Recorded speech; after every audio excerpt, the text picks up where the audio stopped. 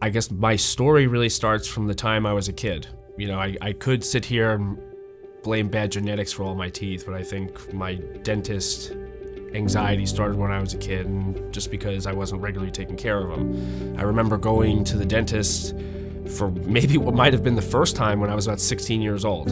I remember like going into the office, the anxiety of it. I remember getting the bad news. You know, I'm sure not maybe all that different from some people, feeling kind of embarrassed or ashamed, like my teeth, right? You feel kind of like a failure sometimes, because when I went, they told me I had cavities in all my teeth. For the very first time I was there. So the first time I was there, it was like kind of a lot to take in. And I remember not wanting to go back and not get the treatment. Well, my mom made me. And then, you know, when I turned 18 a couple years later, like I just kind of never would go back. And over the years, bad habits, time, right? Decay, erosion, my teeth were just getting worse and worse and worse.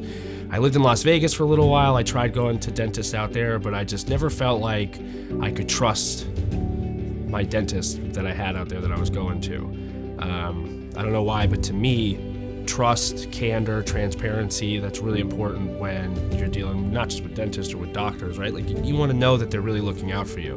When I was in need of some desperate need really of like almost an emergency type situation, my wife goes here, and she always would talk about the level of care that she got here, how nice everybody was, that they were polite, professional, personable, and so I needed the care, and so I came here, and I've been coming ever since because she was right. And I came in for a consult. You know, I was very scared. I'm not ashamed to admit it now because I'm not afraid anymore, and that's because of the care I got here. But at that time, I was terrified. Like I was like sweating, right? Like I felt sick, getting like lightheaded. But I did my x-rays, and they told me that I needed a lot of work because I hadn't been here to any dentist in 10 years. But once I started coming, I never stopped coming, which I didn't think was gonna happen. Like when I came in that morning, I remember I hadn't slept the whole night, but I was so comfortable. Like they gave me a heated neck pad, right? Like I had TV. I had everybody telling me I was gonna be okay. I actually fell asleep during the procedure. So I didn't sleep the night before,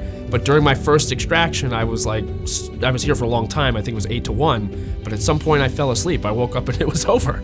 It's weird because now on some level, like I'm looking forward to coming back. I mean, I never thought that would even be something I would say a year ago or 2 years ago or 10 years ago, right? Because I've always just kind of avoided it. And like in lifestyle change, like I said, the photos, that's just one part of it. Eating, hot and cold. I mean, I didn't realize how much pain I was in. Maybe I had like normalized it, right? It had just become part of my life where I would chew on this side of my mouth to avoid kind of issues on this side or vice versa. And even though right now my journey's not over and I can't have all the food I would like, I'm already enjoying not having to deal with that anymore. You know, if you're afraid, if you don't think you can afford it, you know what I mean? Don't let any of those things be reasons to not be healthy, to pursue your health. You know, you are worth it.